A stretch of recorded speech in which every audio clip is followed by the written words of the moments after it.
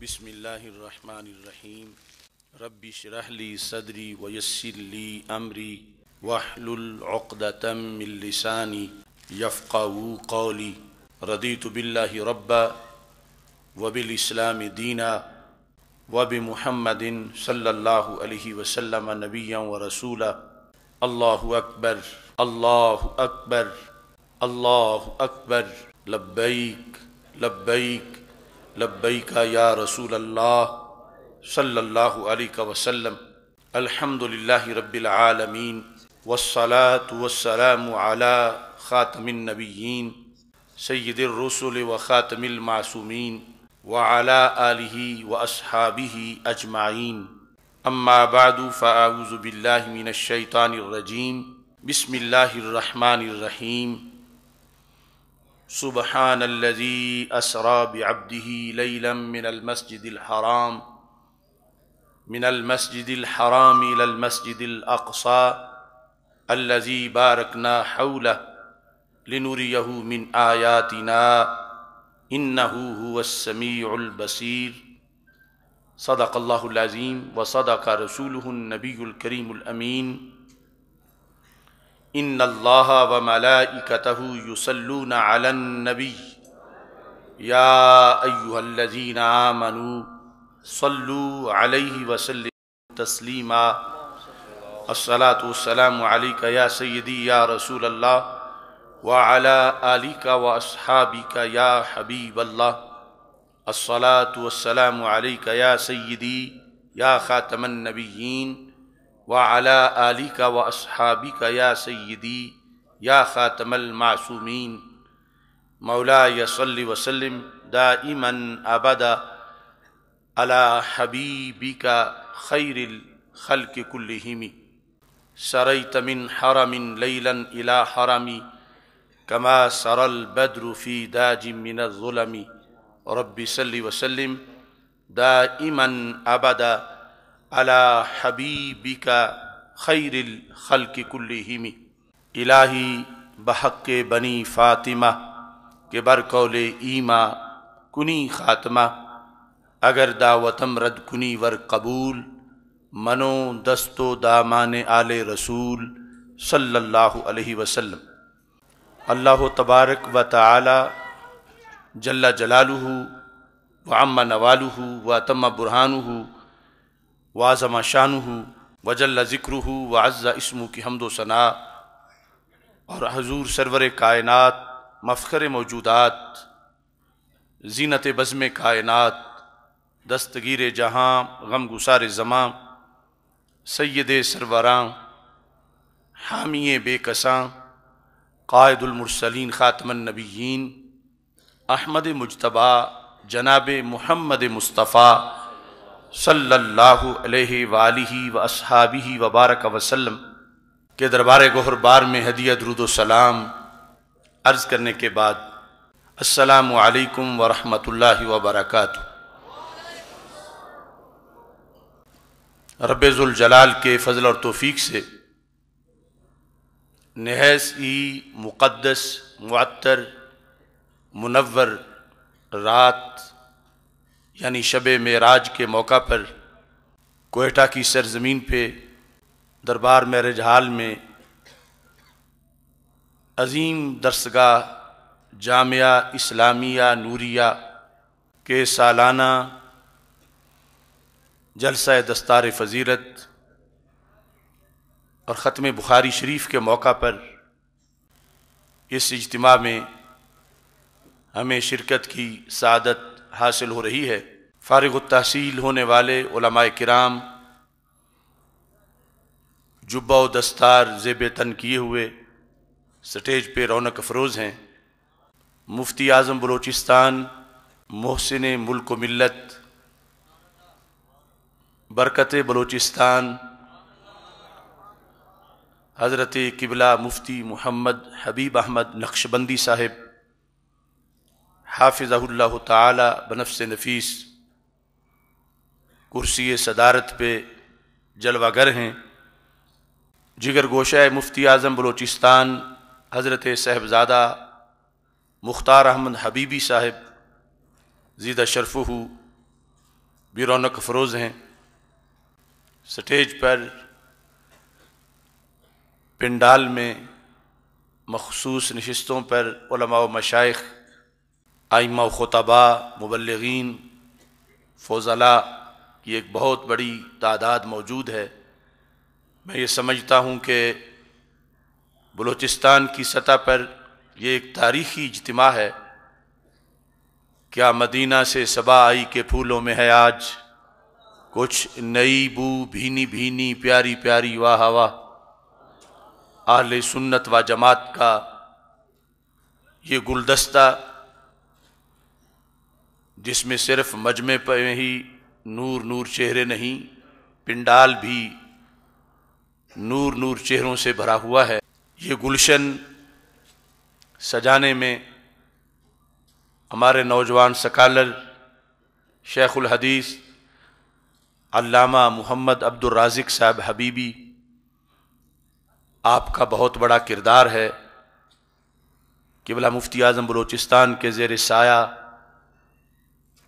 علماء اہل سنت نے دن رات محنت کی۔ تحریک لبیک اسلام کے عہدیداران، کارکنان بھی اس کاوش میں مصروف رہے، جس کے نتیجے میں بڑا تاریخی اجتماع اس وقت کوئٹہ کی سرزمین پر انعقاد پذیر ہے۔ رب ذوالجلال اس کو قبول فرمائے اور خالق کائنات جل جلالہ مزید برکتیں عطا فرمائے۔ جامعہ اسلامیہ نوریہ اپنے رقبے کے لحاظ سے کسی بہت بڑے پلاٹ پر تعمیر نہیں کیا گیا، لیکن اپنے فیض کے لحاظ سے یقیناً یہ صرف بلوچستان کی سطح پر ہی نہیں، پورے پاکستان میں، پوری دنیا میں اس کا فیض جا رہا ہے۔ اور بلوچستان کے شہروں میں، دیہاتوں میں، دور دور تک اس دارالعلوم کے فیض سے مدارس اہل سنت کا ایک نیٹ ورک قائم ہو چکا ہے۔ رب ذوالجلال اس نیٹ ورک کو مزید برکتیں عطا فرمائے، اور یہ جتنے علماء کرام آج فارغ التحصیل ہو رہے ہیں، خالق کائنات جل جلالہ ان کو شرح صدر عطا فرمائے، اور آگے جا کر فیلڈ میں غلبہ اسلام کے لیے، غلبہ اہل سنت کے لیے بھرپور کردار ادا کرنے کی توفیق عطا فرمائے۔ حضرت قبلہ مفتی حبیب احمد نقشبندی صاحب نے اپنے دل کی آواز مدارس اہل سنت کے لحاظ سے جو ان کے دل میں ایک درد ہے، اس کا اظہار کیا۔ مجھے امید ہے کہ زعماء اہل سنت اس پر ضرور توجہ کریں گے۔ اگرچہ آپ یہ فرما رہے تھے کہ آج اگر 200 علماء فارغ التحصیل ہوتے تو کتنا اچھا ہوتا، یقیناً یہ بہت اچھی تمنا ہے، لیکن جن حالات میں یہ 45 علماء کرام تیار ہیں، یہ بھی کوئی چھوٹا کارنامہ نہیں ہے۔ بلوچستان کے مخصوص حالات کے اندر اور اتنی مہنگائی میں یہ بہت بڑا کارنامہ ہے۔ اس کے اندر یقیناً ان علماء کے والدین کا بھی بہت بڑا کردار ہے کہ جنہوں نے انہیں پڑھنے کے لیے فارغ کیا اور ان کی سرپرستی کی، اور پھر آگے دارالعلوم کا کردار ہے کہ انہیں اس منزل تک پہنچایا، معاونین کا کردار ہے۔ رب ذوالجلال سب کی کاوش کو اپنے دربار میں قبول فرمائے۔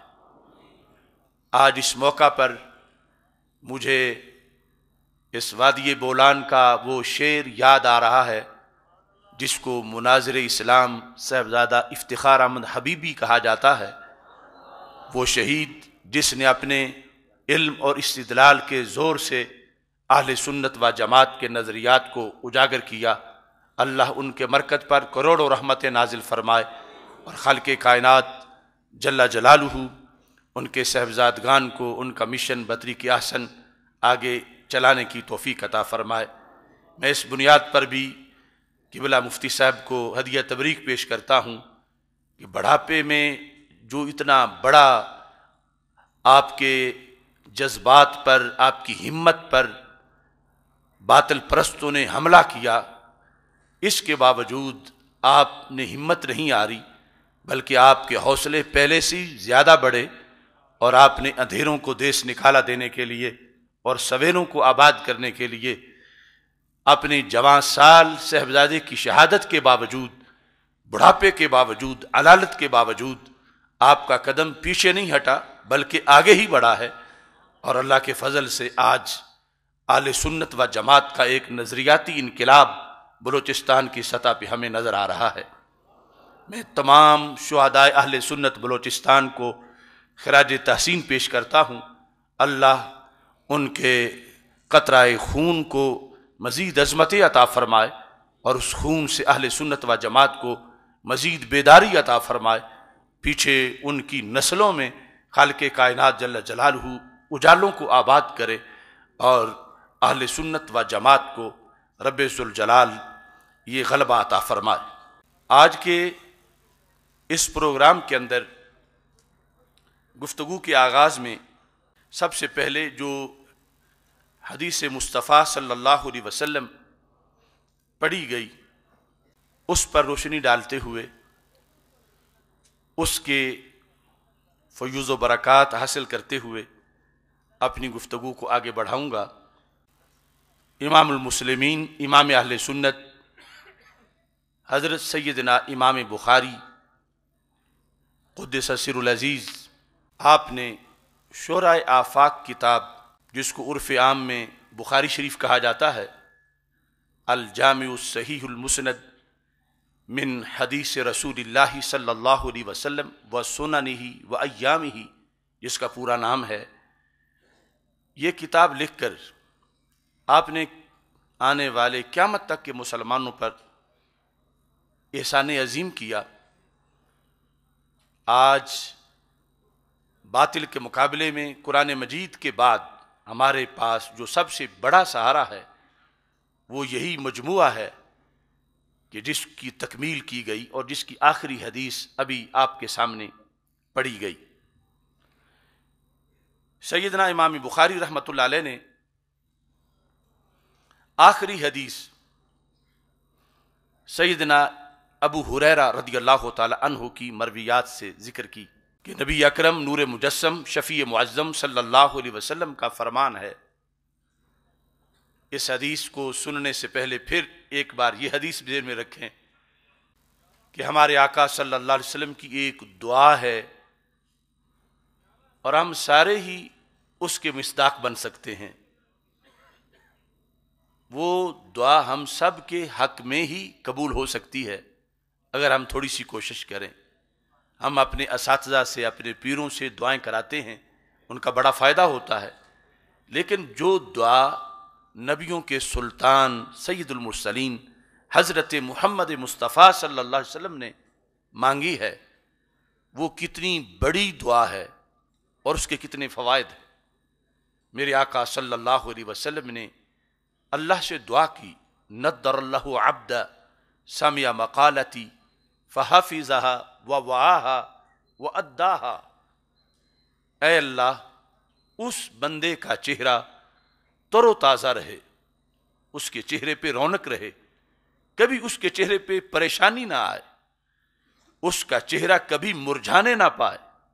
کس کا؟ فرمایا من سمع مقالتی، جس نے میری حدیث شریف کو سنا، خواہ مکہ مکرمہ میں سنا یا مدینہ منورہ میں سنا، عرب و عجم میں کسی مقام پہ سنا، کسی محفل میں کسی زمانے میں سنا، سامع مقالتی، میرا فرمان اس نے سنا، فحافظہا، تو اس کی قدر کی۔ قدر کیسے کی؟ اسے زبانی یاد کر لیا، صرف ایک بار یاد نہیں کیا، ووعاہا، اسے ہمیشہ محفوظ کر لیا، واداہا، اور پھر جو ملا اسے وہ فرمان سنا بھی دیا۔ مختصر سے کام ہے، سامعہ، سنا، حافظہ، یاد کیا، ووعاہا، محفوظ رکھا، واداہا، اور آگے اس کو منتقل کر دیا۔ یہ برکت ہے 14 صدیوں میں حدیث کا قافلہ رکا نہیں۔ آج بھی لوگ گھروں سے اتنی مہنگائی میں، اتنی مصروفیات میں نکلتے ہیں کہ ہم اپنے رسول صلی اللہ علیہ وسلم کے لفظ سنیں، کیونکہ یہ لفظ زندگی بانٹتے ہیں۔ ان الفاظ میں آج بھی قوم کی رفت کا راز موجود ہے، اور آج بھی شوق ہے، یہ ختم نبوت صلی اللہ علیہ وسلم کی برکت ہے۔ دنیا میں کوئی بادشاہ، کوئی لیڈر، کوئی فلسفی، کوئی مفکر، اس کے الفاظ کو وہ بقا نہیں ملی جو بقا رب ذوالجلال نے میرے اور آپ کے آقا حضرت محمد مصطفیٰ صلی اللہ علیہ وسلم کے الفاظ کو عطا کی۔ اور سرکار دعا مانگ گئے ہیں اس وقت، اور لسٹ قیامت تک مکمل ہوگی۔ دعا اللہ کے دربار میں ان سب کے حق میں قبول ہوتی جائے گی۔ قیامت کے دن بھی ان کے چہرے نہیں مرجھائیں گے جو کچھ وقت حدیث کے لیے نکالتے ہیں، رسول پاک صلی اللہ علیہ وسلم کا فرمان سنتے ہیں، یاد کرتے ہیں، سناتے ہیں۔ یہ لوگ کتنے عظیم ہیں جو پڑھتے پڑھاتے ان کا سال گزر جاتا ہے۔ ہمیں جو ایک مجلس ایسی نصیب ہو جائے تو ہمیں اللہ کا شکر ادا کرنا چاہیے، اور پھر اپنے معمول کے اندر اس چیز کو داخل رکھنا چاہیے کہ قیامت کے دن جب ہر طرف ویرانیاں ہوں گی، ہولناکیاں ہوں گی، لوگوں کے رنگ اڑ چکے ہوں گے اور پسینے میں ڈوب رہے ہوں گے، لیکن جنہوں نے وقت حدیث کے لیے دیا ہے اللہ ان کو دھوپ نہیں لگنے دے گا، نہ انہیں پسینہ آئے گا، بلکہ خالق کائنات ان کے چہروں کو ندرۃ النعیم کی کریم اور چاندنی عطا فرما دے گا۔ آج یہ وقت اتنا خوبصورت وقت ہمارے پاس اس مقدس رات میں ہمیں میسر آیا ہے، لہٰذا سب نے توجہ کے ساتھ اس پیغام کو سننا ہے، پھر یاد کرنا ہے اور اس کو آگے پہنچانا ہے۔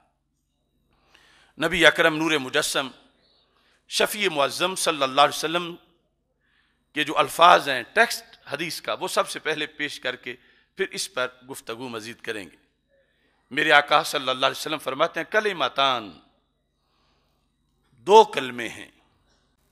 ترکیب کے لحاظ سے خبر مقدم ہے، بعد میں اس کی صفات ہیں، پھر مبتدا ہے، اور عمومی طور پر کلام اور گفتگو کرنے کے لحاظ سے یہ سب خطیبوں، مفکرین، دانشوروں کے لیے یہ طریقہ ہے کہ گفتگو کرنی ہو تو اس کا خلاصہ پہلے اجمال کی شکل میں بتا دو، پھر اس کی تفصیل کرو۔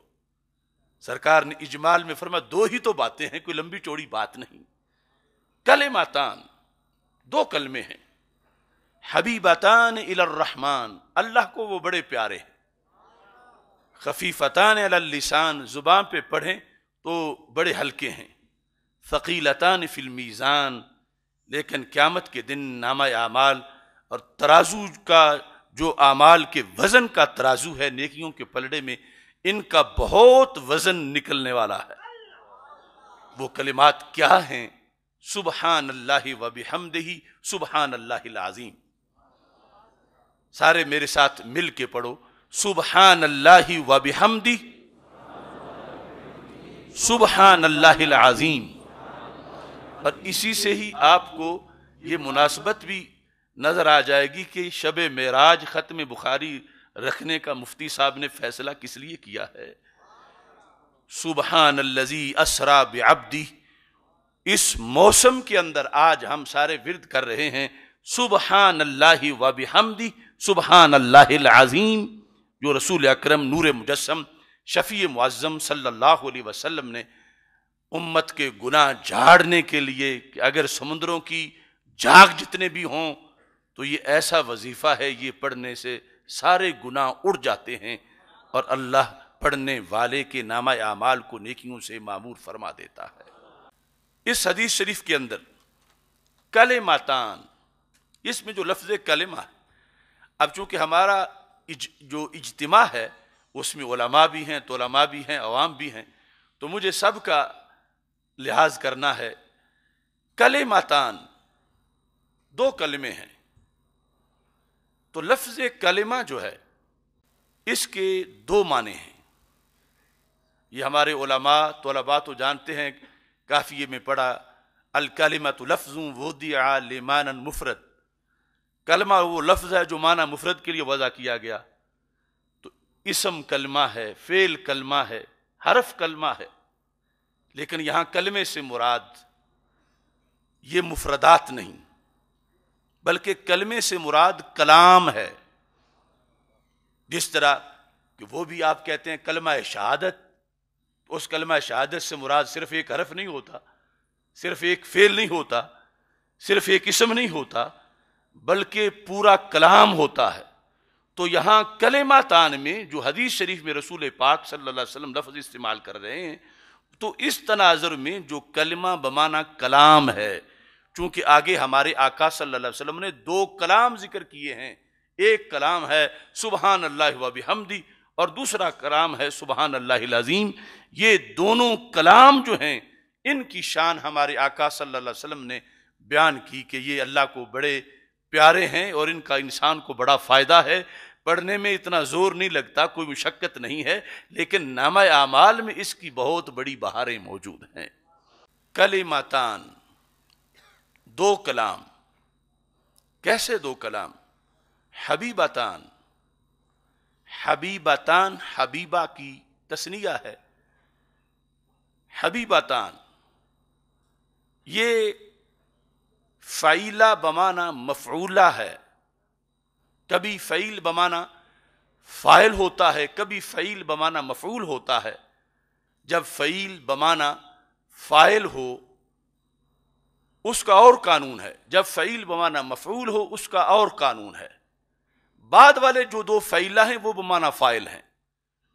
ان میں سے ایک ثقیلتان میں ثقیلہ ہے، خفیفتان میں خفیفہ ہے، وہ دونوں بمعنی فاعل ہیں. لیکن حبیبتان میں یہ فعیلہ بمعنی مفعولہ ہے، مفعول ہے، اور جو فعیل بمعنی مفعول ہو اس میں مؤنث مذکر برابر ہوتے ہیں. یعنی اگر یہاں پر کلماتان حبیبان بھی سرکار فرما دیتے تو پھر بھی درست تھا، کیونکہ یہ وہ ہے جو بمعنی مفعول ہے. مگر مناسبت یہ پیش نظر رکھی چونکہ اگلے جو دونوں ہیں وہ بمعنی فاعل ہیں اور قانون جوازی ہے، تو اس بنیاد پر رسول اکرم صلی اللہ علیہ وسلم نے جو ہے وہ حبیبتان کو ترجیح دی. اور حبیبتان کا مطلب یہ بنا کہ یہ کلمے محبوب ہیں. مطلب کیا؟ جو پڑھے وہ اللہ کا محبوب بن جاتا ہے، جو سمجھے وہ اللہ کا محبوب بن جاتا ہے. اس کلام کو، یہ جو دونوں کلام ہیں، ان کو جو اپنا ورد بنا لے وہ محبوبیت کے درجے پہ فائز ہو جاتا ہے. یہ وہ کلام ہیں جو اتنا بڑا کردار ادا کرتے ہیں کہ جو انہیں پڑھنے کا بندوبست کرتا ہے رب ذوالجلال ان کو پسند کر لیتا ہے اور ان لوگوں کو اپنا محبوب بنا لیتا ہے. یہ حدیث شریف بخاری شریف کے اندر 3 مقامات پر ہے، اور یہ ان میں سے آخری اور تیسرا مقام ہے. اور امام بخاری رحمۃ اللہ علیہ ایک حدیث 35 بار بھی لائے ہیں، اور ہر بار اس سے نیا مسئلہ اخذ کیا ہے، نیا ترجمۃ الباب بنایا، اور پھر سند بھی نہیں لکھی ہے کہ میرے یہ بھی استاد ہیں، میرے یہ بھی استاد ہیں. اور وہ تکرار نہیں کہ جو بلا فائدہ ہوتا ہے، ایسا تکرار کیا کہ اس تکرار میں بھی نکھار ہے، اور ہر جگہ اس کے نئے فوائد ذکر کیے. یہاں جو ترتیب ہے حدیث کی وہ اور ہے. باقی جو 2 مقامات ہیں وہاں پر ترتیب حدیث کی اس کے علاوہ ہے. یہاں کی جو ترتیب ہے اس میں سب سے پہلے ہے حبیبتان الی الرحمن. اب یہ بھی ہمارے آقا صلی اللہ علیہ وسلم کا گفتگو کے اندر ایک تو خود جو گفتگو ہے وہ سبق ہے بہت بڑا، دوسرا گفتگو کا انداز بھی بہت بڑا سبق ہے مبلغین کے لیے. اب رسول اکرم نور مجسم شفیع معظم صلی اللہ علیہ وسلم اگر صرف اتنا فرما دیتے ہمارے آقا صلی اللہ علیہ وسلم، یا ایھا الذین آمنوا قولوا سبحان اللہ و بحمدہ سبحان اللہ العظیم، کہ مسلمانوں میرے غلاموں یہ پڑھا کرو سبحان اللہ و بحمدہ سبحان اللہ العظیم، تو کوئی شک نہیں تھا، سب قبول کرتے، سب پڑھتے، اس کو وظیفہ بنا لیتے. لیکن رسول اکرم صلی اللہ علیہ وسلم نے یہ وظیفہ بتانے سے پہلے ایک شوق اجاگر کیا سننے والوں کے لیے، اور اس شوق کو اجاگر کرنے کا پھر آگے طریقہ بتایا۔ سرکار کا حکم سن کے عمل کرنے کا تو ویسے ہی شوق ہے، لیکن ایک مبلغ کے لیے، ایک مقرر کے لیے، ایک رہبر کے لیے یہ اسلوب دیا کہ جو حکم تم قوم کو دینا چاہتے ہو، سنانا چاہتے ہو، پہلے اس کا فائدہ بھی ان کو بتا دو، تاکہ اس حکم کے آنے سے پہلے اس فائدے کی طرف وہ متوجہ ہو چکے ہوں، اور پورا شوق ان کے اندر اجاگر ہو چکا ہو کہ ہمیں تو بہت بڑا ہمارا فائدہ سوچ کے یہ کام بتایا جا رہا ہے، یہ کوئی ہمارے لیے بوجھ نہیں ہے کہ ہم اکتا جائیں، تھک جائیں، بلکہ یہ تو ہمارے ساتھ بڑا احسان ہے کہ ہمیں یہ ایک نسخہ دیا جا رہا ہے، ایک وظیفہ دیا جا رہا ہے۔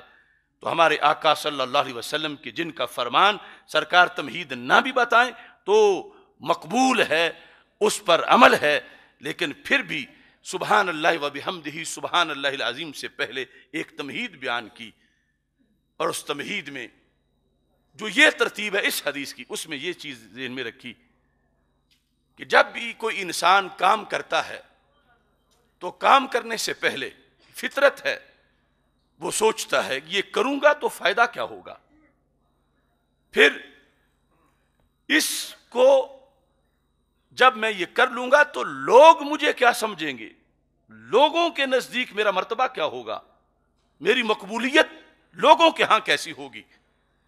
یہ کچھ لوگوں کا یہ ویژن ہوتا ہے، لیکن ہمارے آقا صلی اللہ علیہ وسلم نے یہاں پر فرمایا کہ کوئی بھی کام کرنے سے پہلے سوچنا ہے کہ فائدہ کیا ہوگا، مگر یہ سوچو کہ آخرت میں فائدہ کیا ہوگا، یہ سوچو کہ اللہ کے ہاں وہ کام کیسا ہے، بندوں کے ہاں، لوگوں کے ہاں جیسا بھی لوگ اس پر رسپانس کریں، لوگوں کی کیا بات ہے۔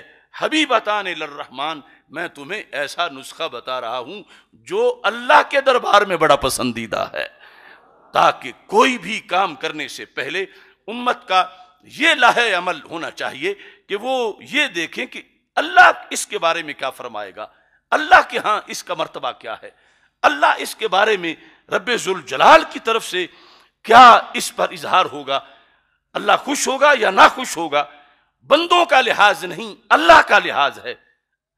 یہی مطلب ہے حقیقت میں کلمہ اسلام پڑھنے کا، کہ ایک بندہ اپنی پسند اپنے اللہ کی پسند کے تابع کر دیتا ہے کہ رب مجھے وہ پسند ہے جو تجھے پسند ہے، میں ایسے چلوں گا جیسے چلنا تجھے پسند ہے، میں ایسے بیٹھوں گا جیسے بیٹھنا تجھے پسند ہے، میں ایسے بچپن، جوانی، بڑھاپا گزاروں گا جیسے تجھے پسند ہے، میں دن رات 24 گھنٹے ویسے بسر کروں گا جہاں جہاں جانا تجھے پسند ہے۔ یہ کلمہ اسلام کا جو خلاصہ ہے اس کے مطابق یہاں پر احساس دلایا کہ مبلغین بھی تقریر کرتے ہوئے یہ واضح کر دیں، اور خود امت کا ہر فرد اس چیز کو پیش نظر رکھے، دنیا جو کہتی ہے کہتی پھرے، ہم نے دنیا کا کلمہ نہیں پڑھا، دنیا کے خالق کا کلمہ پڑھا ہے اور اس کو پسند ہے، تو پھر یہی ہمارے لیے ایک بہت بڑے عروج کا نقطہ ہے۔ تو رسول اکرم نور مجسم شفیع معظم صلی اللہ علیہ وسلم نے حبیبتان للرحمن سب سے پہلے اس کو ذکر کیا کہ کلمے تمہیں اللہ کا محبوب بنا دیں گے، رب کو وہ بڑے پیارے۔ پھر یہ بھی ایک فطرت ہے کہ انسان سوچتا ہے اس پہ وقت کتنا لگے گا، میں جو کام کرنے لگا ہوں اس پہ مشقت کتنی آئے گی، تو پھر جا کے فیصلہ کرتا ہے کہ میں کم مشقت والا پہلو اختیار کروں، زیادہ کمر توڑ مشقت میں نہ پڑ جاؤں۔ تو یہاں پر ہمارے آقا صلی اللہ علیہ وسلم نے اس سٹیپ پر دوسرے نمبر پہ فرمایا خفیفتان علی اللسان، زبان پر تو ان کا کوئی بوجھ ہی نہیں ہے، اس میں تو کوئی تمہیں تھکاوٹ نہیں ہوگی، یہ کام ضرور کرو کیونکہ کرنے میں آسان بڑا ہے۔ پہلے ترجیح یہ ہے کہ رب کو پیارے بڑے ہیں یہ کلمات، پھر یہ ہے کہ ادائیگی میں یہ ان کے اندر آسانی بڑی ہے، تو اس لحاظ سے بھی ضرور یہ وظیفہ کرنا چاہیے۔ پھر بندہ سوچتا ہے چلو اب آگے نتیجے میں فائدہ کیا ہوگا، تو قیامت کے دن جب کوئی کسی کا پرسان حال نہیں ہوگا اور جب زمین سونے کی بھری ہوئی بھی کوئی پیش کرنا چاہے تو کفارہ نہیں بن سکے گی، نامہ اعمال کا وزن نہیں بنے گا، تو پاک محبوب صلی اللہ علیہ وسلم نے فرمایا ثقیلتان فی المیزان، یہ اس دن تمہیں وزن دیں گے جب زمین سونے کی بھری ہوئی دینے سے بھی وزن نہیں نکلے گا، لیکن ان کلمات کا وزن تیرے نامہ اعمال میں نظر آ جائے گا۔ تو کلمات بتانے سے پہلے یہ طریقہ بھی مبلغین کو اس سے ضمناً بتا دیا کہ کوئی بھی مشکل کام یا فریضہ احکام شریعت کے جو چیزیں ہیں، جو حکمت سمجھ کسی میں آ سکتی ہے تو اس کو بتا دیا جائے، تاکہ اس سے آسانی پیدا ہو جائے عمل کے لحاظ سے، اور اس میں شوق پیدا ہو جائے، اور اس شوق کی بنیاد پر پھر اس کام کو کیا جائے۔ اب رسول اکرم نور مجسم شفیع معظم صلی اللہ علیہ وسلم محتاج نہیں کہ پہلے اس طرح کے فوائد بتائیں تو پھر امت مانے۔ آپ کا فرمان تو ویسے بھی سر آنکھوں پر ہے، لیکن آخر اس میں تعلیم بھی دینی تھی امت کے ائمہ کو، علماء کو، رہبروں کو، تاکہ یہ حکمتیں احکام کی جو مختلف احکام ہیں ان کو اجاگر کیا جائے۔ تو رسول اکرم نور مجسم شفیع معظم صلی اللہ علیہ وسلم نے اس لیے پہلے تمہید کے اندر ان چیزوں کو بیان کیا، اور پھر جو حکم تھا وہ واضح فرمایا، سبحان اللہ و بحمدہ سبحان اللہ العظیم۔ جو دوسرے دو مقامات ہیں ان میں ایک مقام ہے کتاب الدعوات میں، جو دعاؤں کا باب ہے، کتاب ہے، اس میں امام بخاری رحمۃ اللہ علیہ نے اس کو ذکر کیا باب فضل التسبیح کے اندر، اور وہاں پر سند میں حضرت زہیر سے امام بخاری رحمۃ اللہ علیہ نے اس حدیث کو روایت کیا۔ وہاں علیحدہ شیخ ہیں امام بخاری رحمۃ اللہ علیہ کے، اور پھر کتاب الایمان جو قسموں کا باب ہے اس کے اندر بھی امام بخاری رحمۃ اللہ علیہ نے اس کو ذکر کیا، اور وہاں امام بخاری رحمۃ اللہ علیہ کے استاد ہیں حضرت قتیبہ بن سعید رحمہ اللہ تعالی، ان سے، اور وہاں پر علیحدہ باب، علیحدہ استدلال ہے، اور کلمہ اور کلام کا اس بات وہاں پر مقصد ہے، لیکن ترتیب وہاں دونوں جگہ جو ہے وہ اس سے جدا ہے۔ جو آخری حدیث میں یہاں روایت تو وہاں بھی حضرت ابو ہریرہ رضی اللہ تعالیٰ عنہ سے ہے، لیکن ترتیب جو ہے وہاں پر اس طرح موجود ہے کہ رسول پاک صلی اللہ علیہ وسلم نے فرمایا کلمتان خفیفتان علی اللسان ثقیلتان فی المیزان حبیبتان الی الرحمن سبحان اللہ و بحمدہ سبحان اللہ العظیم۔ تو اس کی علیحدہ حکمتیں ہیں کہ وہاں حبیبتان کو آخر میں ذکر کیا، یہاں حبیبتان کو سب سے پہلے ذکر کیا، تو وہ یہ ہے کہ آخر انتہا تو جا کے اللہ کے دربار میں ہے، آخری سب سے فیصلہ تو وہاں کا ہے۔ کسی چیز کے بارے میں فیصلہ کرتے ہوئے وقت آخر بات تو رب پہ ختم ہوتی ہے کہ اس کے ہاں مرتبہ و مقام کیا ہے، مشکل ہونا یا آسان ہونا کسی کام کا، یا اس کے دیگر جو فوائد ہیں، اس سے ہٹ کے آخری جو جہت ہے اس کی وہ یہ ہے کہ اللہ کے ہاں کیسے ہیں۔ اس بنیاد پر رسول اکرم نور مجسم شفیع معظم صلی اللہ علیہ وسلم نے چونکہ کئی بار یہ گفتگو فرمائی اور کئی بار حضرت ابو ہریرہ رضی اللہ تعالیٰ عنہ نے سنی، اور سرکار کے ذہن میں متعدد مقامات پر متعدد حکمتیں تھیں، تو جس ترتیب کے ساتھ ہمارے آقا صلی اللہ علیہ وسلم نے الفاظ اپنی زبان مقدس سے ارشاد فرمائے، حضرت ابو ہریرہ رضی اللہ تعالیٰ عنہ نے وہ ساری ترتیبیں ذہن میں رکھیں، اور امام بخاری نے پھر وہ ساری ادائیں امت تک پہنچانے کا کردار ادا کیا۔ اس حدیث شریف میں راوی ہیں حضرت ابو ہریرہ رضی اللہ تعالیٰ عنہ۔ سیدنا ابو ہریرہ رضی اللہ تعالیٰ عنہ صحابہ کرام رضی اللہ تعالیٰ عنہم میں جو بعض صحابہ کی امتیازات ہیں، خصائص ہیں یا جزوی فضائل ہیں، حضرت ابو ہریرہ رضی اللہ تعالیٰ عنہ آپ نے دربار رسالت میں صلی اللہ علیہ وسلم میں داخلہ تو اس وقت لیا کہ مکی زندگی گزر چکی تھی، مدنی زندگی کے بھی اکثر سال گزر چکے تھے، 7واں سال تھا کہ حضرت ابو ہریرہ رضی اللہ تعالیٰ عنہ داخل اسلام ہوئے، لیکن قربان جائیں اس شخص کی محنت پہ، روایت حدیث میں مختصر وقت میں اتنا کردار ادا کیا پڑھنے میں کہ آج امت میں حدیث کی روایت میں پہلا نمبر حضرت ابو ہریرہ رضی اللہ تعالیٰ عنہ کا ہے۔ اور پھر اس بنیاد پر آپ کی محبت کو اہل سنت کی علامات میں شامل کیا گیا، چونکہ آپ کی مرویات کے اوپر دین کا بہت بڑا محل قائم ہے،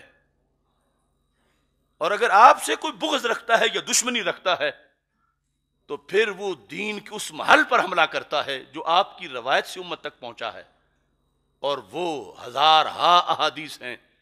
اس واسطے ہمارے ائمہ نے اہل سنت کی علامات میں یہ لکھا کہ انہو یحب ابا ہریرہ تھا، سنی وہ ہوتا ہے جو حضرت ابو ہریرہ سے پیار کرتا ہے۔ آج کچھ لوگ نصاب کے مسئلے پر حکومت سے الجھ رہے ہیں، اور یہ کہ متوازن نصاب ہونا چاہیے، ان درد کچھ اور ہے، تو ان کے وفاق کا سربراہ بولتے وقت آج حضرت ابو ہریرہ کے خلاف بول پڑا۔ پھر ہمیں سمجھ آئی کہ کیوں ان کی اہل سنت کے لیے لازمی قرار دی گئی ہے کہ ادھر آپ کی مرویات کی بنیاد پر رفض کا نظام ڈیمیج ہوتا ہے، خوارج کو تکلیف ہوتی ہے، تو ہمارے اکابر نے صدیوں میں یہ لکھا کہ حضرت ابو ہریرہ کو عام نہ سمجھنا، ویسے کوئی بھی صحابی عام نہیں ہوتا، ان کا یہ کردار ہے کہ رفض ان سے جلے گا اور سنی ہمیشہ حضرت ابو ہریرہ کی عظمت کو سلام کرے گا۔ تو امام المسلمین حضرت امام بخاری رحمۃ اللہ علیہ نے کتنے صحابہ رضی اللہ تعالیٰ عنہم سے اپنی کتاب میں احادیث کو روایت کیا، لیکن یہ جو مین مقام جہاں پر آج بخاری ختم ہو رہی ہے اور دنیا کے کونے کونے میں آج سے پہلی صدیوں میں اب اور قیامت تک اس حدیث پر آ کر بات ختم ہوگی، تو یقیناً نگاہیں سلام کریں گی حضرت ابو ہریرہ رضی اللہ تعالیٰ عنہ کی ذات گرامی کو کہ انہوں نے رسول پاک صلی اللہ علیہ وسلم سے حدیث روایت کرنے میں ہر صحابی کا کردار ہے، مگر ان کا منفرد کردار ہے۔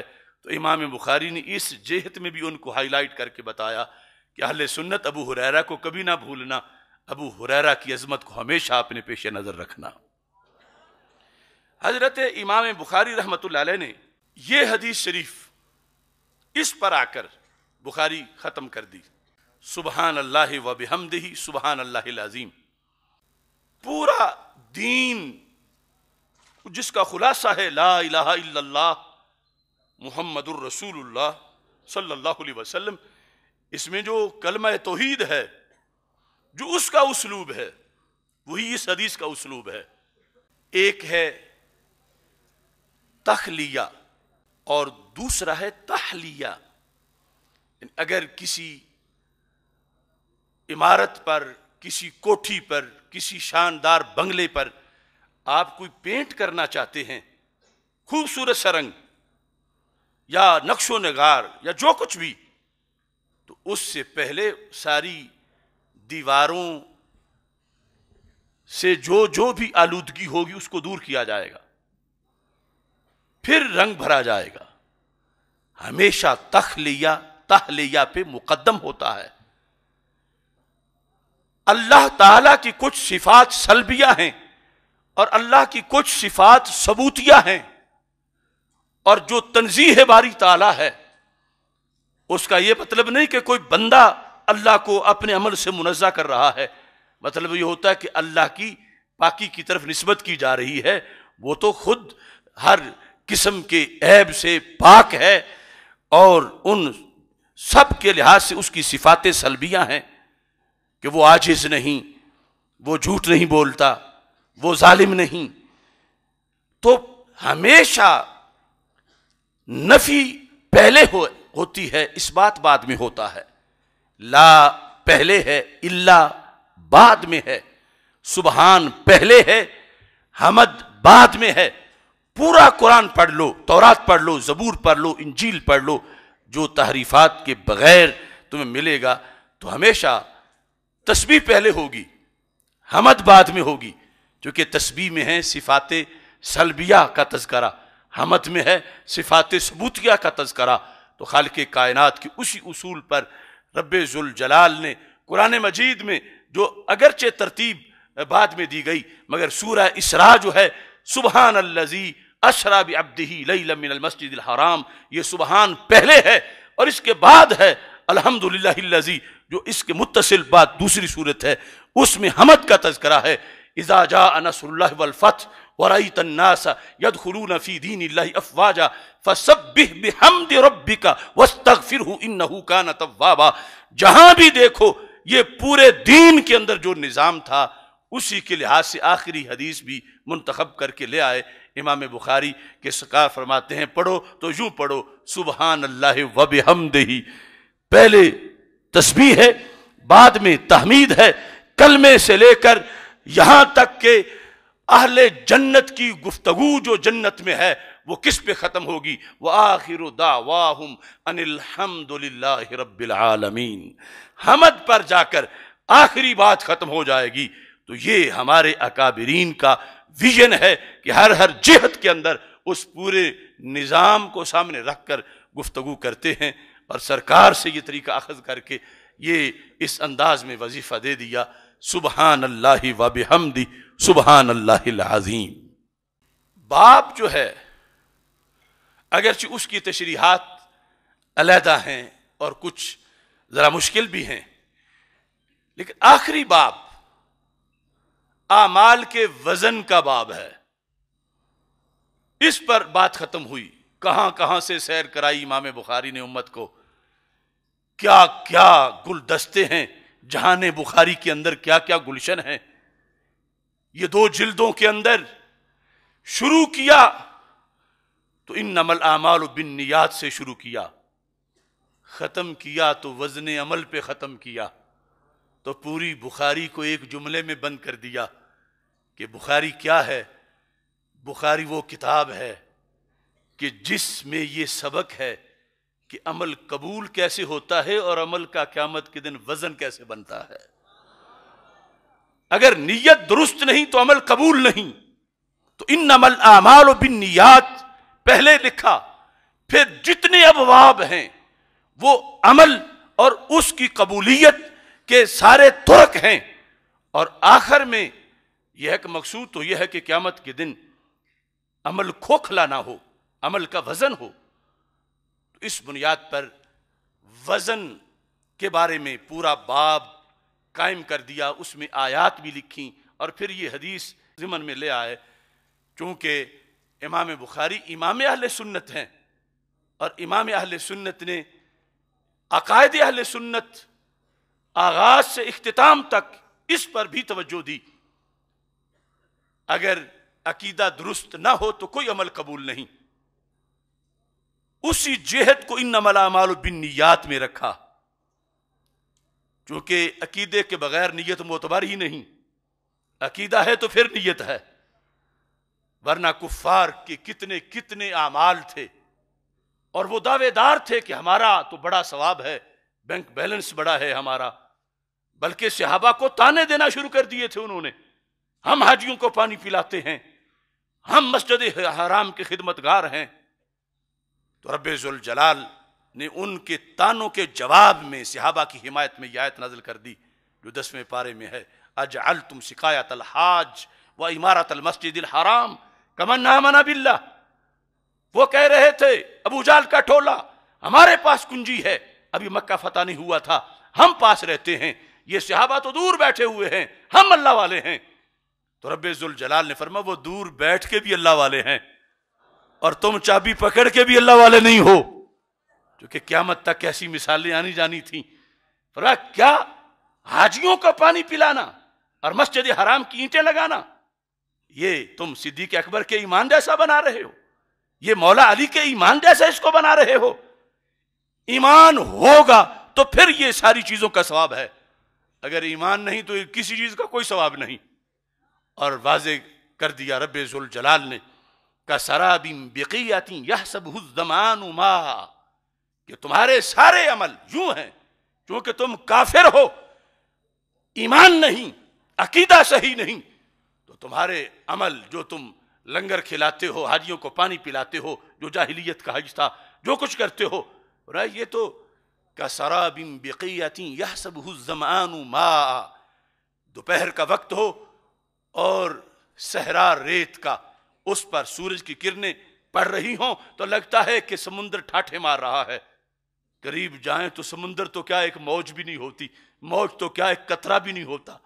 تو کہا ابو جہل کے ٹولے تم جو کچھ بھی کر لو ایک قطرہ بھی نہیں تمہارے پاس، چونکہ ایمان نہیں، ایمان آتا ہے تو پھر عمل کی قبولیت جو ہے وہ شروع ہوتی ہے، ایمان کے لحاظ سے وزن بنتا ہے، اگر ایمان نہیں، فرمایا فلا نقیم لہم یوم القیامت وزنا، پھر قیامت کے دن کوئی وزن نہیں نکلے گا کسی عمل کا، خواہ کوئی نماز پڑھ رہا ہو، روزہ رکھ رہا ہو، حج کر رہا ہو، زکوٰۃ دے رہا ہو، اگر عقیدہ ہے تو پھر عمل ہے، پھر مقبول ہے، پھر نجات ہے۔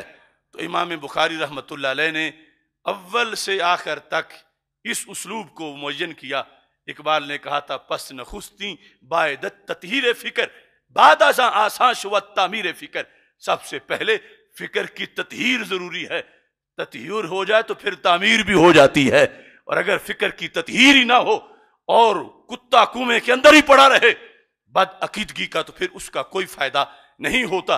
تو امام بخاری رحمۃ اللہ علیہ نے ایک تو معتزلہ کا رد کیا جو کہہ رہے تھے کہ وزن ہو گئی نہیں، اور یہ کہ اعمال آراز ہیں یہ تو ختم ہو جاتے ہیں، کیسے پھر ان کا وزن بنے گا، چونکہ جن کا کچھ نہیں تھا وہ بہانے تلاش کر رہے تھے۔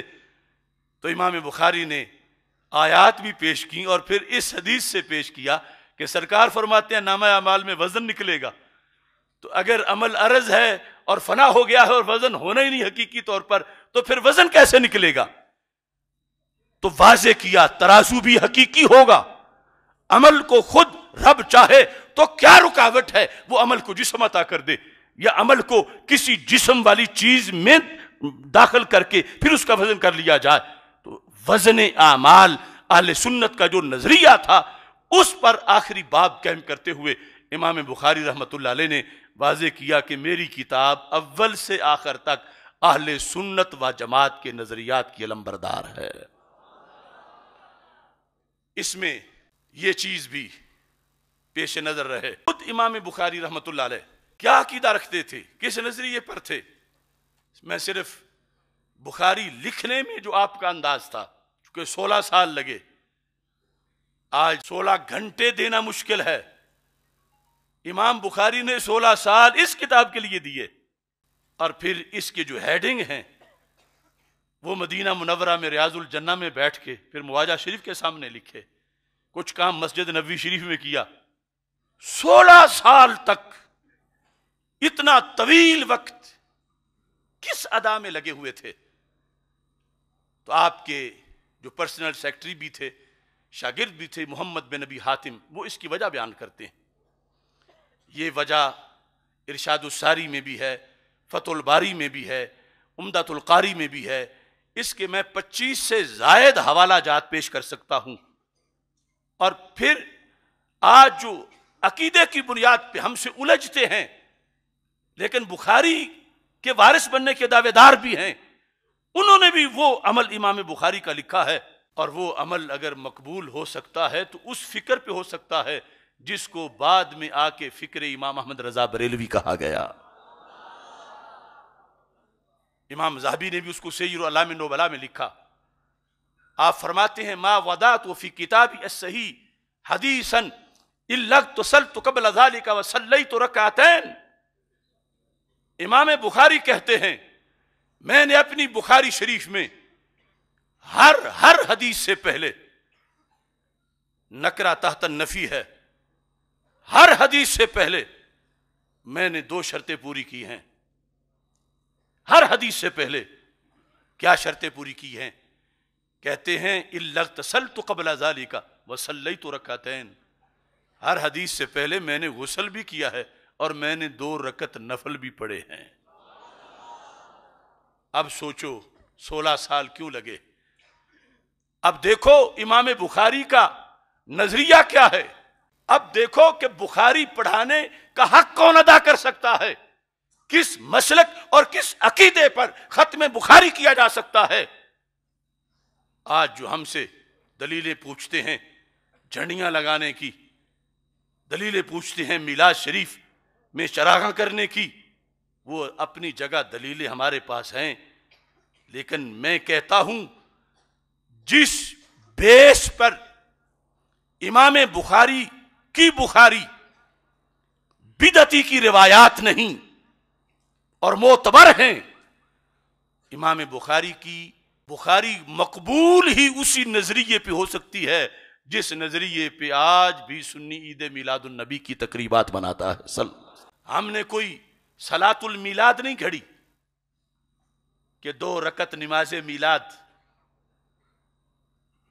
وہ چیزیں جن پر اعتراض ہے ان کو، اس کے مقابلے میں کسی کام کے لیے شوق میں آ کر اپنی محبت میں کوئی نماز گھڑ لینا، اور اس کا گھڑنے کا مطلب ہے اپنی طرف سے بنا کے اس کا التزام اپنے اوپر کرنا۔ تو امام بخاری ایک دین کا کام کرنے لگے، ان کے پہلے مثالیں موجود تھیں، دین کے کام میں کہا میں حدیث لکھوں گا، لیکن ہر حدیث سے پہلے میں غسل کروں گا، صرف وضو نہیں، میں غسل کروں گا۔ یہ دیوبند کے ہر درس میں ختم بخاری جن شروحات سے وہ کرتے ہیں وہاں بھی یہ حدیث لکھی ہوئی ہے، نجد کے شارحین نے بھی لکھی ہے، پہلے ائمہ جو ہیں انہوں نے بھی لکھی ہے کہ امام بخاری کا شوق دیکھو، ما وضعت فی کتابی الصحیح حدیثا الا اغتسلت قبل ذلك وصلیت رکعتین، میں نے ہر حدیث سے پہلے 2 رکعت نفل بھی پڑھے، میں نے غسل بھی کیا۔ اب یقیناً امام بخاری یہ کام ثواب کے لیے کر رہے تھے، معاذ عذاب کے لیے تو نہیں کر رہے تھے، دین سمجھ کے کر رہے تھے، فیشن رسم رواج کے لیے نہیں کر رہے تھے۔ جو لیٹسٹ تعریف ہے بدعت کی ان بدعت کے حواریوں کے ہاں، وہ پوری فٹ آتی ہے امام بخاری پر، اور ادھر یہ اصول ہے کہ بدعتی کو تو روایت معتبر ہی نہیں ہوتی، تو پھر بخاری کوئی اور ڈھونڈیں وہ، یا پھر بخاری والا مسلک اپنائیں۔ آج کہتے ہیں تم عید میلاد بنا رہے ہو، فلاں صحابی کے زمانے میں اتنی بار آیا، فلاں خلیفہ کے زمانے میں اتنی بار آیا، کیا انہوں نے یوں منایا؟ وہ دلیلیں اپنی جگہ، لیکن میں پوچھتا ہوں امام بخاری جب بخاری لکھ رہے تھے تو ان سے کوئی کہتا بخاری تم بڑے عاشق رسول علیہ السلام آ گئے ہو، تو اس سے پہلے بھی امت ہے، کیا انہوں نے غسل کیا ہر حدیث سے پہلے؟ دکھاؤ کہاں کیا صدیق و عمر، عثمان و علی رضی اللہ تعالیٰ عنہم نے، طلحہ و زبیر، معاذ بن جبل، ابی بن کعب رضی اللہ تعالیٰ عنہم، تابعین، ان کا یہ طریقہ کہ حدیث تو وہ بھی لکھتے رہے، کمپائل حدیث کو انہوں نے بھی کیا، حدیث سے روایت انہوں نے بھی کی، تو کیا انہوں نے یہ طریقہ اپنایا؟ کوئی کسی ایک کی طرف سے اس جہت میں امام مالک سے مروی ہے، وہ تو خود بعد میں ہے، اس پر پھر بات ہوگی انہوں نے کہاں سے لیا، جو قاضی ایاز نے شفا شریف میں ان کا طریقہ لکھا۔ یہ آج جس ترازو پہ آ کر انہوں نے امت کے معمولات کو تولنا شروع کر دیا اور بدعتی کا یہ ایک بے لگام فتویٰ لگانا شروع کر دیا، اس سے تو امام مسلمین بخاری بھی نہیں بچ سکیں گے اس فتوے سے، اور نقصان یہ ہوگا کہ پھر نیا بخاری ڈھونڈنا پڑے گا اور نیا بخاری نہیں ملے گا۔ تو پھر امام بخاری نے یہ کیوں کیا؟ جس انداز سے وہ ہمارے سادہ لوگوں سے پوچھتے ہیں یہ بتاؤ یہ جھنڈیاں کس آیت میں ہیں، بتاؤ یہ عرش و ذبائش کس حدیث میں ہے، تو میں کہتا ہوں دکھاؤ آیت، یا ایھا الذین آمنوا، اس طرح کی آیت، یا ایھا الذین اذا آمنوا اذا کتبتم الحدیث فاغتسلوا وصلوا رکعتین، اے ایمان والو جب حدیث لکھنے لگو تو غسل بھی کرو، 2 رکعتیں پڑھو۔ تو پورے قرآن کے اندر نہیں ملے گی، یہ تو میرا بنایا ہوا ایک جملہ ہے، یہ آیت نہیں ہے، تو آیت نہیں تو حدیث ہی دکھا دو کہ ہمارے آقا صلی اللہ علیہ وسلم نے فرمایا ہو کہ حدیث لکھنی ہے تو یہ کام کرنا ہے، نہیں ہے۔ چلو حدیث نہیں، خلفائے راشدین کا فیصلہ دکھا دو، وہ بھی نہیں، عام کسی صحابی کا فیصلہ دکھا دو، وہ بھی نہیں، تو پھر تم اسی پر تو سب عالم اسلام کو بدعتی بنا رہے ہو۔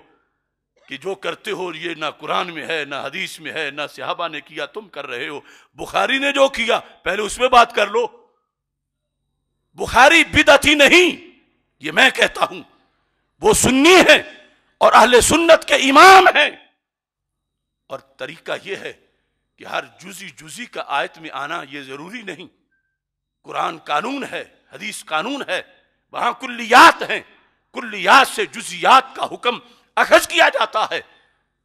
تو جب اللہ فرما رہا ہے وَتُعَزِّرُوهُ وَتُوَقِّرُوهُ، تو امام بخاری سمجھ گئے کہ رب جن کی ذات کی تعظیم کا حکم دے رہا ہے تو ان کی بات کی تعظیم کا بھی حکم دے رہا ہے۔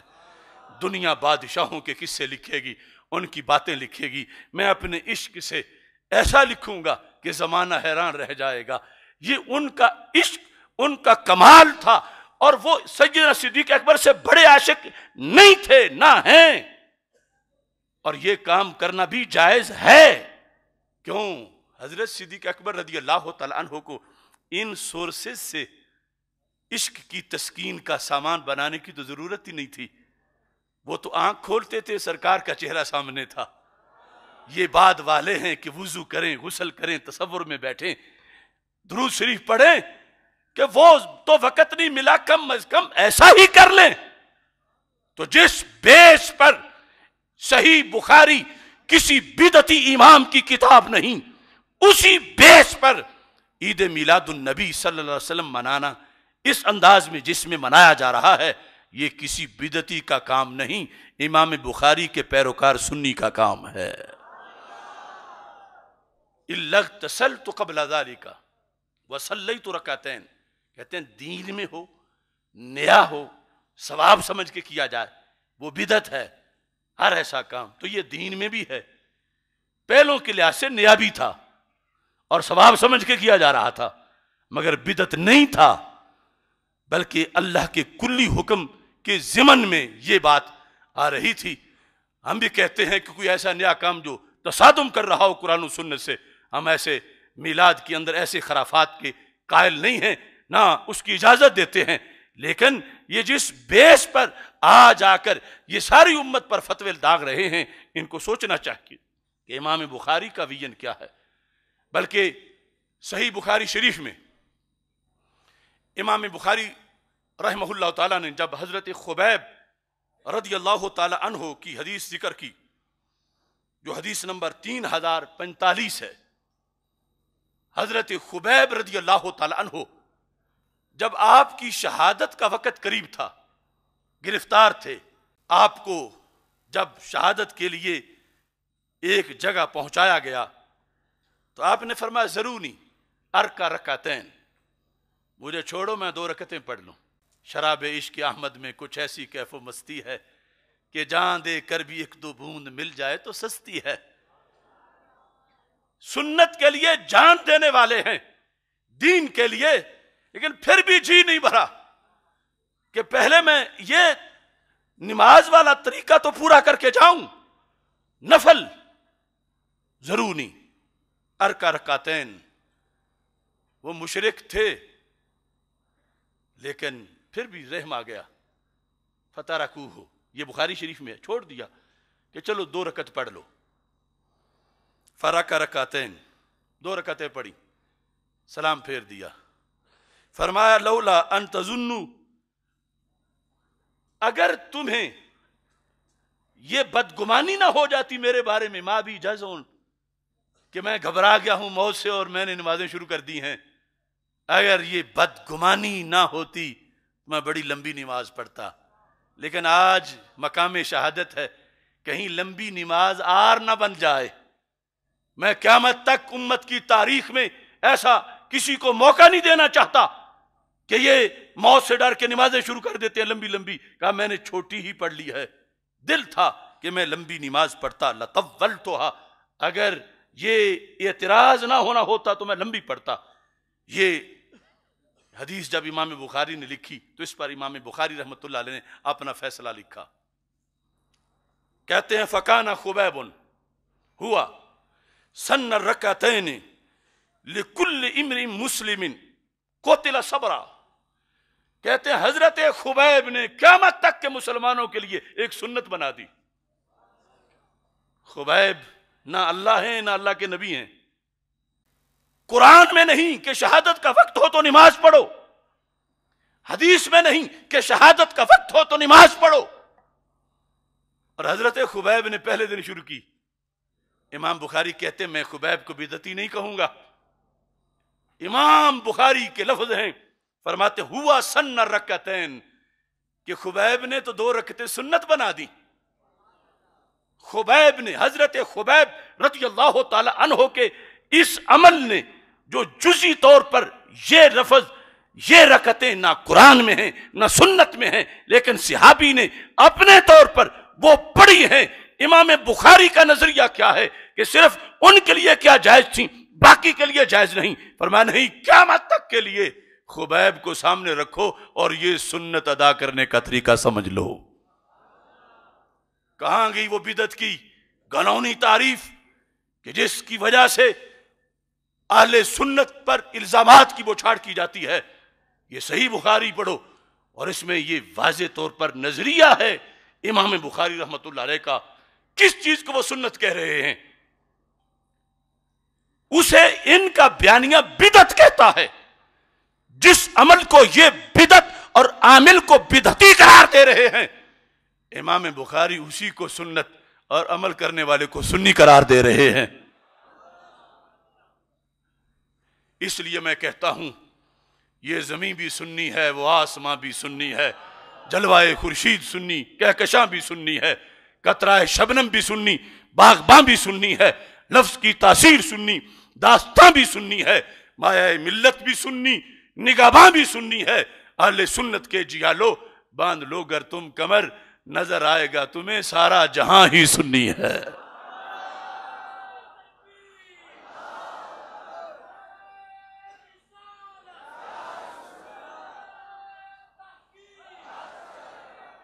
اب یہاں یہ چیز بھی، یہ بلوچستان پاکستان کا حصہ ہے اور پاکستان دارالکفر نہیں دارالاسلام ہے. پاکستان کے آئین کے مطابق پاکستان کے ہر باسی کو حق ہے کہ وہ عید میلاد النبی صلی اللہ علیہ وسلم منائے. یہ اجازت قرآن نے بھی دی ہے، یہ حدیث نے بھی دی ہے. کون ہوتا ہے بلوچستان کے دیہاتوں میں عید میلاد کے جلوس روکنے والا؟ میں حکومت سے مطالبہ کرتا ہوں کہ دالبندین میں چاگی کے اندر جو عید میلاد کا جلوس روکا گیا اور کئی سالوں سے روکا جا رہا ہے اور دیگر کئی مقامات پر یہ ظلم ڈھائے جا رہے ہیں، ادارے نوٹس لیں. اگر دلیل کی بات ہے تو ان کے جماعتوں کا وفاق ہو یا جے یو آئی ہو، ان کے لیڈر کو لے آؤ. میں بات ثابت کروں گا کہ عید میلاد النبی منانا قرآن سے بھی ثابت ہے، حدیث سے بھی ثابت ہے.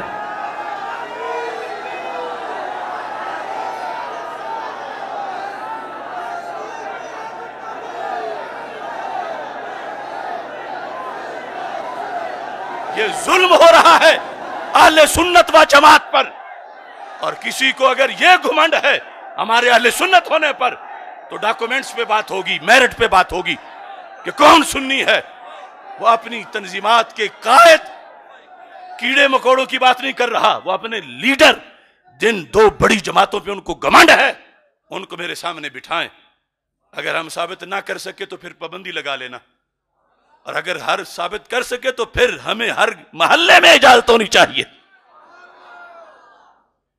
اب دیکھیے امام بخاری رحمت اللہ علیہ، امام ذہبی نے سیر اعلام نبلاء میں لکھا. اب ختم بخاری سارے ہی کر رہے ہیں. کچھ ختم بخاری کا مطلب یہ رہتا ہے کہ بخاری کے نظریے ختم کرو، لیکن ہم وہ ختم نہیں کر رہے. ہم احیاء چاہتے ہیں امام بخاری کے طریقے کا.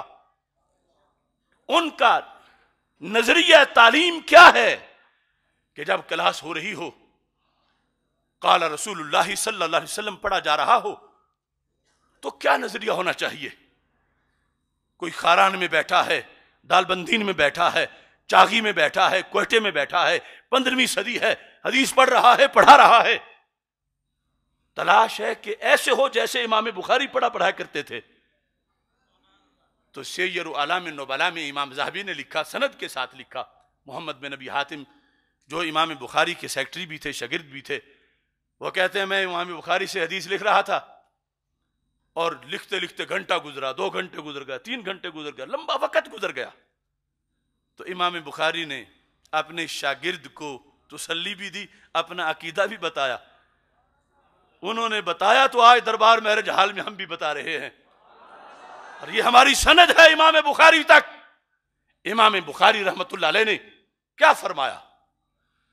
کہتے ہیں طب نفسا، جیتے رہو میرے شاگرد، خوش رہو. کیا مقام ہے تمہارا، کیا شان ہے. اب میں سارے مجمع کو کہتا ہوں، جیو خوش رہو. امام بخاری کہتے ہیں حدیث سنتے وقت یہ نظریہ رکھو. کہنے لگی ان اہل الملاہی فی ملاہیہم والتجار فی تجاراتہم واہل الصناعات فی صناعاتہم فانت مع النبی واصحابہ صلی اللہ علیہ وسلم. میرے شاگرد اس وقت دنیا دار دنیا میں مصروف ہیں، گپے لگانے والے گپے لگا رہے ہیں، تجارت کرنے والے تجارت کر رہے ہیں، صنعت کار صنعتوں میں مصروف ہیں، اور تو بیٹھا بخاری کے پاس ہے، مگر یہاں نہیں، حاضری دربار رسالت میں لگ رہی ہے. انت مع النبی. زمانہ دیکھو اور جگہ دیکھو. آج انہیں حاضر و ناظر کا مسئلہ سمجھ نہیں آ رہے اور الجھتے ہیں بخاری کے دیوانوں کے ساتھ اور نام بخاری کا استعمال کرتے ہیں. انت اے محمد بن ابی حاتم، انت مع النبی و اصحابہ صلی اللہ علیہ وسلم. تیرا یہ وقت محمد بن اسماعیل بخاری کے پاس نہیں گزرا، تیرا وقت رسولوں کے سردار حضرت محمد مصطفیٰ علیہ السلام کے ساتھ گزرا ہے، ان کے صحابہ کے ساتھ گزرا ہے. یہ نظریہ ہو تو بخاری میٹھی کتنی ہے، یہ عقیدہ ہو چاشنی کتنی ہے، اس نظریے کی بنیاد پر کتنی بہاریں ہیں. اور پھر یہ سنی والدین کو سمجھنا چاہیے کہ گھر میں اگرچہ بچہ کام کاج کے لیے ضرورت تھی کہ کام کاج کے لیے ہاتھ بٹاتا، لیکن دین کے لیے دیا ہے. وہ اگرچہ سادہ سی درسگاہ ہے، ٹوٹی پھوٹی چٹائیاں ہیں، کوئی بہت بڑے انتظامات نہیں، لیکن مبارک ہو سنی، تیرا بیٹا کہاں حاضری دے رہا ہے، کہاں بیٹھا ہے. روئے وہ جن کا نظریہ مر گیا. سنی تو 15ویں صدی میں بھی امام بخاری کی سند سے بچہ یہاں بیٹھا حدیث پڑھ رہا ہے. بخاری کہتے ہیں کوئی بات نہیں، دربار رسالت میں حاضری لگ رہی ہے. اس بنیاد پر صحیح بخاری شریف یہ تحریک ہے صحت عقیدہ اور صحت عمل کی. انما الاعمال بالنیات اور اس آخری حدیث تک یہ سارا سبق ہے، اور یہی سبق ہے معراج کی رات کا. یہی فلسفہ ہے کہ عمل قبول کیسے ہوتا ہے اور عمل کا وزن کیسے بنتا ہے. دعوت فکر ہے. اگر 1 گھنٹہ بھی کسی کا ضائع ہو جائے، صرف 1 گھنٹہ، عقل مند بندے کو بڑا افسوس لگتا ہے کہ میرا تو گھنٹہ ضائع ہو گیا. ہفتہ ضائع ہو جائے تو کتنا، سال بہت زیادہ، اور خدا نخواستہ کسی کی پوری زندگی ہی ضائع ہو جائے. عقیدہ اگر درست نہیں، قیامت کے دن کف افسوس مل رہا ہوگا. حج کدھر گیا، نمازیں کہاں گئیں، روزے کدھر گئے، میں نے صدقہ و خیرات بڑا کیا تھا، یہ بورڈ لگا ہے میرے اعمال کا، یہاں پڑا کچھ بھی نہیں. تو جواب ملے گا جس کا عقیدہ درست نہ ہو اس کا عمل قبول نہیں ہوتا.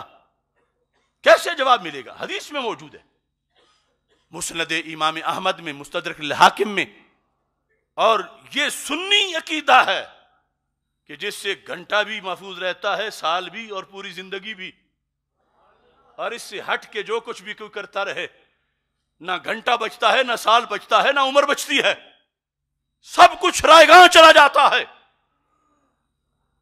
اگر کسی کے دل میں وہ دعوے دار ہے کہ میں محب صحابہ رضی اللہ تعالیٰ عنہم ہوں، مگر عقیدے میں بغض اہل بیت رضی اللہ تعالیٰ عنہم ہے تو کسی نماز روزے کا کوئی فائدہ نہیں.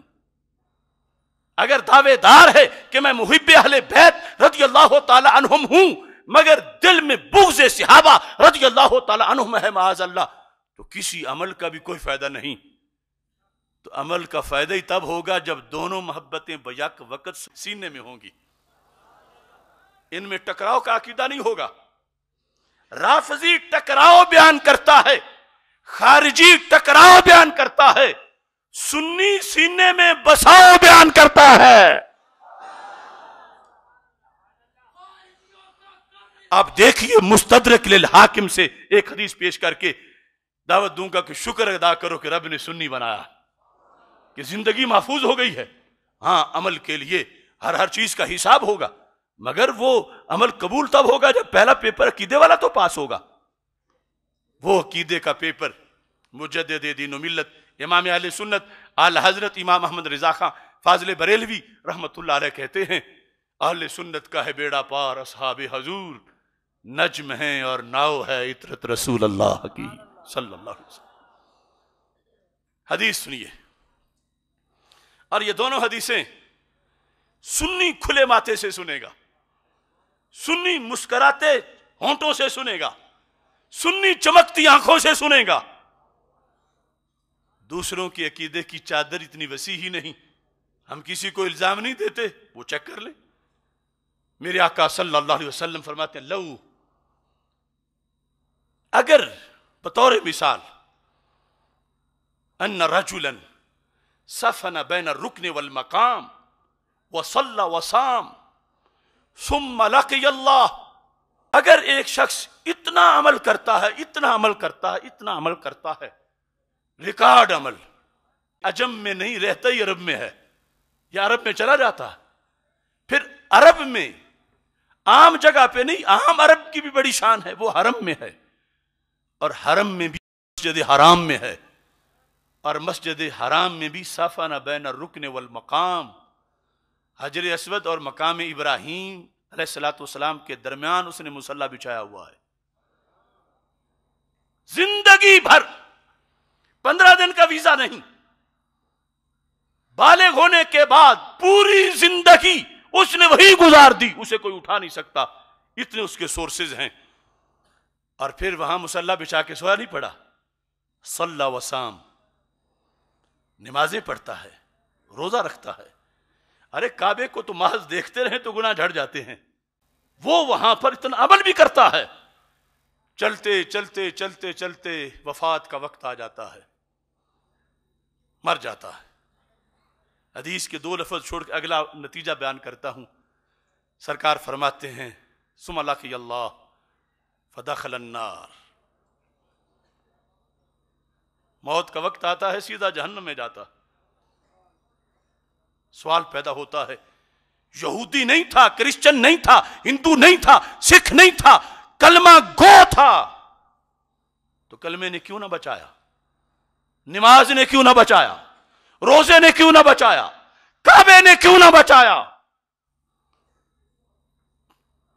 مرتا گیا تو سیدھا جہنم میں پہنچا. ہمارے آقا صلی اللہ علیہ وسلم نے وجہ بیان کی, ثم لقی اللہ وَهُوَ مُبْغِضْ لِأَهْلِ بَيْتِ محمد صلی اللہ علیہ وسلم دخل النار. کعبے میں دروازے کے سامنے تھا, زندگی وہاں بسر کی, انوار و تجلیات کی بارش تھی, کلمہ گو تھا, نمازی تھا, روزے دار تھا, سب کچھ کر رہا تھا, مگر دل میں اہل بیت رسول علیہ السلام کا بغض چھپائے ہوئے تھا, بغض رکھتا تھا. اس بغض نے کلمہ قبول ہی نہیں ہونے دیا, فائدہ کیسے ہوتا؟ کلمہ ہاتھ ضرور پکڑتا مگر کلمہ قبول ہوتا. نماز بچا لیتی جب نماز قبول ہوتی, روزہ بچا لیتا جب روزہ قبول ہوتا. یہ مسلک کا غدار تھا, اس کے عقیدے اہل سنت والے نہیں تھے,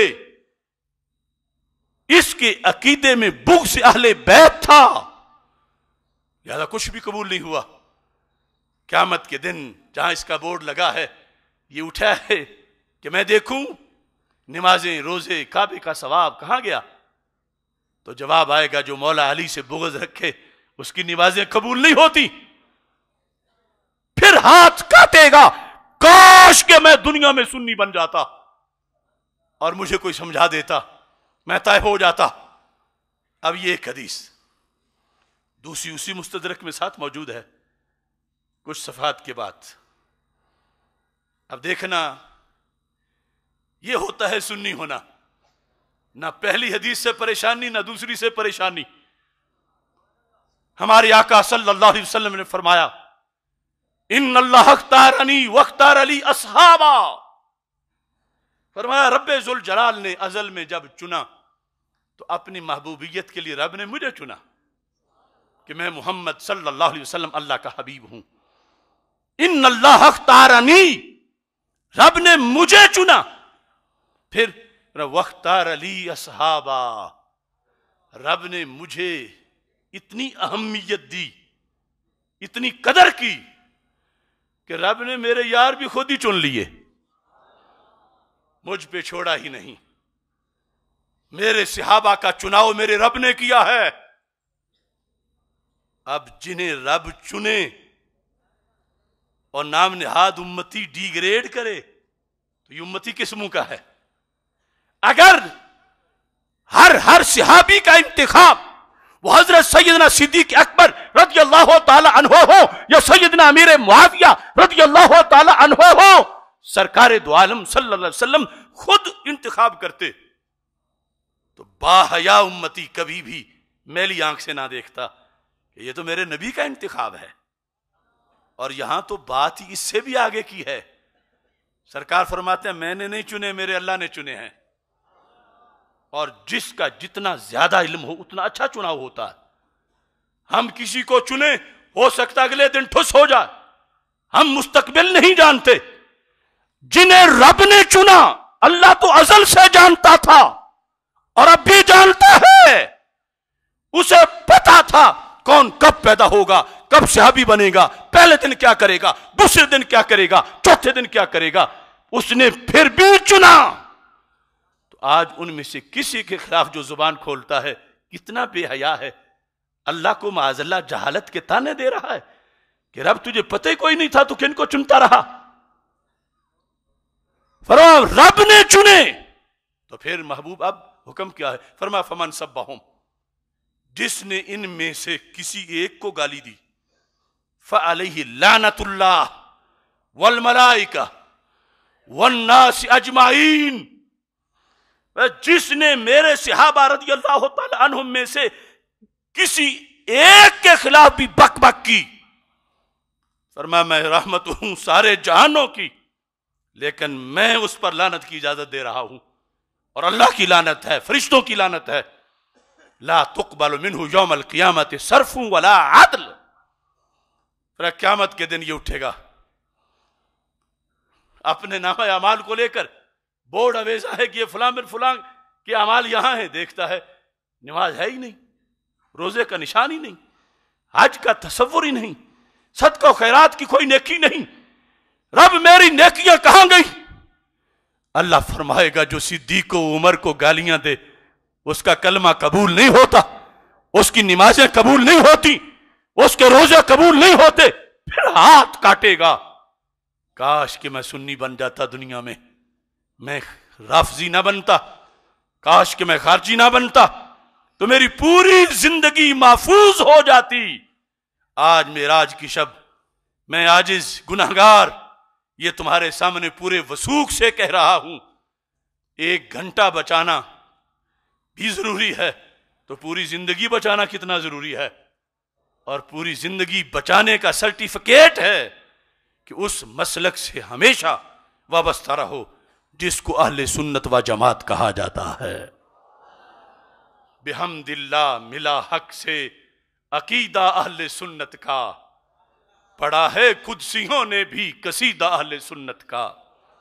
زمین ہے اہل سنت کی، زمانہ اہل سنت کا، بنایا رب نے جنت میں ٹھکانہ اہل سنت کا.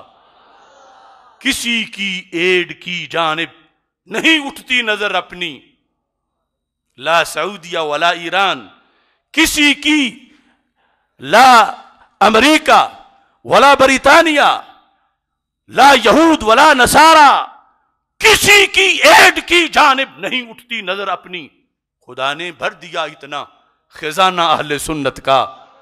زبان مصطفیٰ سے یہ ملا ہم کو لقب واضح، عطائے مصطفیٰ ہے آبودانہ اہل سنت کا. یہ لفظ اگر ہمیں یہ نام اعلی حضرت فاضل بریلوی دیتے تو پھر بھی بڑی شان تھی. اگر مجدد الفسانی رحمت اللہ علیہ تجویز کرتے تو پھر بھی بڑی شان تھی. سیدنا گنج بخش اجویری، حضرت خواجہ غریب نواز رحمت اللہ علیہ وہ بناتے کہ یہاں حق والوں کو یہ کھا جائے پھر بھی بڑی شان تھی. امام اعظم ابو حنیفہ یا غوث اعظم رحمت اللہ علیہ اپنی طرف سے وہ دیتے تو پھر بھی بڑی شان تھی. حسنین کریمین دیتے تو پھر بھی بڑی شان تھی. خلفائے راشدین دیتے تو پھر بھی بڑی شان تھی. لیکن سنی یہ نام تو تجھے زبان مصطفیٰ سے ملا ہے صلی اللہ علیہ وسلم. کس طرح الکامل میں ہے، کربلا کے میدان کے اندر سیدنا امام حسین رضی اللہ تعالی عنہ نے یہ حدیث خود روایت کی. ان رسول اللہ صلی اللہ علیہ وسلم قال علی ولی اخی، اللہ کے رسول حضرت محمد مصطفیٰ صلی اللہ علیہ وسلم نے مجھے اور میرے بھائی جان امام حسن رضی اللہ تعالی عنہ کو حکم دیا تھا، فرمایا تھا انتما سیدا شباب اہل الجنہ وقرۃ عین اہل السنہ. اے حسن حسین تم دونوں جنتی جوانوں کے سردار ہو اور تم دونوں سنیوں کی آنکھ کی ٹھنڈک ہو. تو حدیث شریف میں بہت سے مسائل جہاں حل ہوئے، لیکن یہ بھی تو پتہ چلا کہ سب سے پہلے اہل سنت کے لفظ نکلے کس زبان سے تھے اور کن کے لیے نکلے تھے. آج کوئی 1000 بار دعویٰ کرے، الٹا لٹک کے کرے کہ ہم محب اہل بیت ہیں رضی اللہ تعالیٰ عنہم، تو میں کہوں گا سرکار سے پوچھو سرکار کسے مانتے ہیں. اور جب اہل سنت کا محب ہونا یہ حدیث بیان کرتی ہے اور دوسری طرف سے کوئی آ جائے کہ ہم اہل سنت ہیں، تو میں کہوں گا ذرا اپنا بیج اور اپنا پھل بھی چیک کراؤ، ڈاکومنٹس چیک کراؤ. ایسے نہیں کہ جو کھینچ کے اوپر چادر لے کے ہم سنی ہیں. سنی ہونے کے لیے ضروری ہے اس حدیث کے مطابق اگر سینہ چیرا جائے تو آدھے پہ حسن لکھا ہو آدھے پہ حسین لکھا ہو. تو جن کے سینے ویران اور بنجر ہیں وہ کس منہ سے کہتے ہیں کہ ہم سنی ہیں؟ اس لیے معراج کی شب اللہ کا شکر ادا کرو. ہم دعویٰ نہیں کر رہے، یہ قسمت ہے کہ رب نے ہمیں یہ مقدس عقیدہ عطا فرمایا ہے. یہ مختصر سا سبق اس جہت میں حدیث کے مفاہیم کے ساتھ جو امام بخاری رحمۃ اللہ علیہ کا ہمارے نام پیغام تھا میں نے آپ کے سامنے عرض کیا. اور اب اپنا پیغام ختم کرنا چاہتا ہوں کیونکہ سبق لمبا بھی ہو جائے تو پھر یاد کرنا بھی مشکل ہوتا ہے. آپ نے یہ سبق ہر گلی تک پہنچانا ہے، ہر کونے تک پہنچانا ہے. اور یہ جو پاور ہے تمہارے پاس کون سی، جو نعرہ لگاتے ہو لبیک یا رسول اللہ صلی اللہ علیہ وسلم، اس سے بڑے بڑے فرعونوں کے دل دہل جاتے ہیں. ہر گلی میں لگاؤ، ہر محلے میں لگاؤ لبیک یا رسول اللہ صلی اللہ علیہ وسلم کا نعرہ. یہ یہاں سے لے کر کھاران تک آخری حدود تک ہر طرف لگاؤ. اور اگر اس کی دلیل کی ضرورت پڑے گی تو میں ثابت کروں گا کہ یہ نہ شرک ہے نہ بدعت ہے، یہ 14 صدیوں سے اہل وفا کا شعار رہا ہے. اس کے زیر سایہ آگے بڑھنا ہے. ہمارے تحریک لبیک اسلام کے قائدین بھی یہاں موجود ہیں. آگے بلدیاتی انتخاب کا مرحلہ بھی آ رہا ہے. قبلہ مفتی اعظم بلوچستان کے زیر سایہ ان کے دیے حکم کے مطابق انشاءاللہ ہمارے جتنے بھی ذمہ داران ہیں وہ یہاں پر اپنا کردار ادا کریں گے. اب جو کچھ ہم نے کرنا ہے اس کے عہد کے لیے کھڑے ہو کر میرے ساتھ نعرے کا جواب دیں. اللہ تعالیٰ اس حاضری کو اپنے دربار میں قبول فرمائے. نعرہ تکبیر، اللہ اکبر، اللہ اکبر، اللہ اکبر، نعرہ رسالت، نعرہ رسالت، نعرہ رسالت، تاجدار ختم نبوت، تاجدار ختم نبوت، تاجدار ختم نبوت۔ کیمرے والوں دکھاؤ یہ ٹھاٹھے مارتا جذبات کا یہ سمندر، تاکہ جو دلوں میں چھپ کے بھی دیکھ رہے ہیں انہیں پتہ چلے کہ کوئٹہ کی سرزمین عاشقان رسول صلی اللہ علیہ وسلم کی سرزمین ہے، محبان صحابہ کی سرزمین ہے، محبان اہل بیت رضی اللہ تعالیٰ عنہم کی سرزمین ہے۔ تاجدار ختم نبوت، تاجدار ختم معصومیت، پاکستان کا مطلب کیا؟ لا الہ الا اللہ دستور ریاست کیا ہوگا؟ محمد الرسول اللہ نعرہ تحقیق، حق چار یار نعرہ حیدری۔ یا امین۔ اب جوش و جذبہ جو ڈی چوک میں آپ نے دکھایا تھا اسی کے مطابق لبیک لبیک لبیک یا رسول اللہ، لبیک لبیک لبیک یا رسول اللہ، لبیک لبیک لبیک یا رسول اللہ، لبیک لبیک لبیک یا رسول اللہ، لبیک لبیک یا رسول اللہ، لبیک لبیک لبیک یا رسول اللہ، لبیک لبیک لبیک یا رسول اللہ، لبیک لبیک لبیک یا رسول اللہ، لبیک